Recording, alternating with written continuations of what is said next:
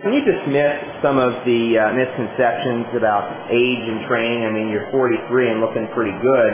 What do you say the keys would be if somebody training, over 35 or over 40, or how are things changed for you since you were, say, 25? Well, just consistency, I'd say.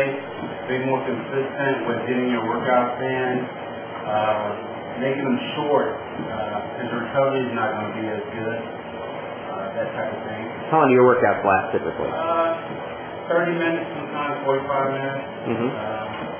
On a slow day, if I'm taking longer rest periods, maybe an hour. And how is your recovery now from these workouts compared to, let's say, even 10 or 15 years ago? What are the keys to keeping up with the recovery element of things? Well, the key to keeping up is you definitely got to supplement. I take things like synthesis, and that's branched-chain amino acids, and they're tremendous. They help me out a lot. Take a handful of those usually. Also my MR tech. I have glutamine and some other recovery type materials in them. And how often are you training each week? I train about 5 times a week, but the workouts are usually about 30 minutes, 45 minutes on an average. So would you say you're in the gym a lot less now than maybe you were 10 years ago? Tons less. I spend maybe an hour and a half, 2 hours in the gym before. Probably before I was 30 years of age, and now I spend, say, 30, 45 minutes and an hour on a slow day. You notice your intensity is much higher when doing the shorter sessions? Yeah, you can't sprint forever, so I work out really hard in that 30-minute period, and I don't talk to people and just get done from set to set. And I do a lot of volume training, so I get a lot of exercises done in a short period of time. Speaking of talking to people in the gym, you don't, but a lot of people talk amongst each other. You're in the gyms, all over, around this area in Columbus quite a bit. What are some of the biggest problems you see amongst those people who seem to be always there, in good shape or not good shape? What are the traits amongst the ones who are not doing well? Well, they just seem to take too much time just sitting around. The rest periods are long, and they're looking around in the middle of working out. They need a solid plan, I think. They need structure to their workout. They just need to know what body part they're working, exactly what they're going to do, and stick with it and go with it. In order to make gains, you can't just be in here kind of fishing in the wind. Right. And how would you rate, your intensity in terms of how you approach exercises, how you execute them, and the weights you use compared to some of the other people you see in the gym? Do you see that being a big marker of potential progress in terms of how hard you apply yourself? Yeah, that helps out a lot. I think you have to have good form. You have to apply it to get the muscles to work right for you and to break the tissue down for you. And definitely have, for my age especially, have to have a game plan for supplementation to help you recover. Because a lot of times people will spend too much time in there carrying too much muscle tissue up, and then they don't make the progress that they're looking for.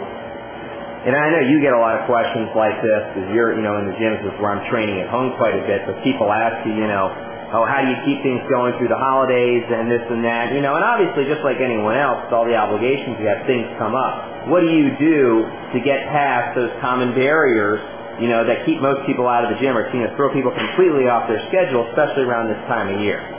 Well, you have to have a game plan there too as well. You know that the holidays are on the same day every year. For the last million years, so when that day is coming, you may want to stick with your game plan all the way up until then, and then allow yourself to have maybe a meal that day, or whatever you decide. If you want that whole day to be the day that you just kind of splurge and you do it that day, and get back to your plan the next day. But you got to have it. You have to structure it, and not just throw everything out the whack and just go ahead and eat like for 3 weeks, holiday week. Do you find that a lot of people try and bring you down in terms of, wanting you to eat this or eat that or kind of bring it to their level? Definitely, because it's kind of human nature. They look at you and they see that, wow, how can you stay like that, stay focused and do like that? So they say, hey, you only live once. They make that excuse. Hey, you live once, but I don't want to struggle or suffer or, and I do eat the things that I like, but I just don't eat them as much as I used to. and I take it. It's a planned piece. You know, it's not like just any day I want to and as much as I want to. Not a random breakdown in the office.